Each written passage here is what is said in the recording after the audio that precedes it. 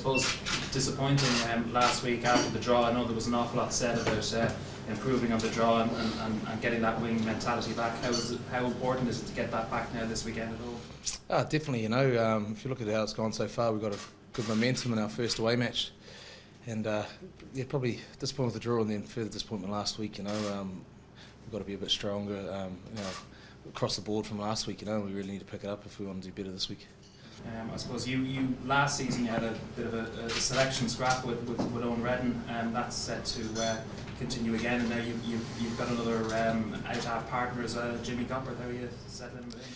Yeah, obviously Jimmy's been good for us so far when he's been playing, and he looks a really good player, and he's slotted in really well, and he runs a good ship out there, and I know Mads has been chomping at the bit to try and get out there and have a crack as well, not only that, there's guys like Cooney and McGrath as well that are coming through really strong, and there's big years ahead for both those players as well, so we've got some real depth in our halfbacks, which is good to see, and as a club, we want to keep that going, but obviously, as an individual, we want to be playing, How do you feel Leinster's young guys have done in the first couple of clubs? A lot of responsibility on their shoulders in the opening phase of the season. Yeah, definitely, and there's been different guys drip-fed in throughout the last couple of games, so, but our young guys, some of them have been really standing out with some great performances, and it happens every year, you see new young guys putting their hands up, so it is good to see, and it's something we need to keep happening, and there's more and more good players that are just waiting to get the chance, I think.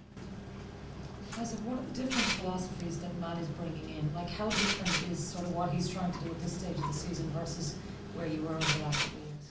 Yeah, there's a lot of it's just we've had the last few years we've been used to Joe, and so we've had to take in more information maybe than other teams, and just a change in the last couple of weeks about the how we're going about playing different patterns and things like this, so we've got our grips on it, but we've just got to show that it might not look like that in the game sometimes, but it's little individual areas that are letting us down. It's nothing to do with patterns and all that sort of stuff, and Matt's fitted in. He stamped his mark really early, and we all know where we're supposed to be and what we're supposed to do. At the end of the day, like last week we missed something like 30 odd tackles and little things like that, and when you do stuff like that, that's bread and butter. That's where we're going to lose the game. When you're a team like Leinster and you're so used to sort of being at that level, is there a frustration at the start of the season when you are trying to adapt to a new system and perhaps it's not quite going as you want it to? I don't know if it's a frustration. It's more probably in some ways it's a challenge, and it's a bit of excitement as well. You know what I mean?